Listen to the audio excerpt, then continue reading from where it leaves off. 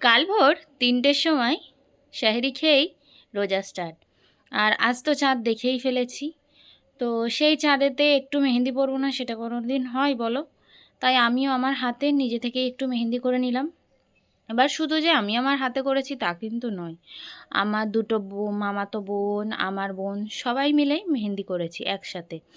তো এই মেহেন্দিটা আমি ইনস্টাতে দেখলাম, দেখে একটু পছন্দ হলো, সেইরকমই কিছু ডিজাইন করে তাতে আমার কিছু ক্রিয়েটিভিটি জুড়ে ডিজাইনটাকে প্রপারভাবে একটা রূপ তৈরি দিয়েছি।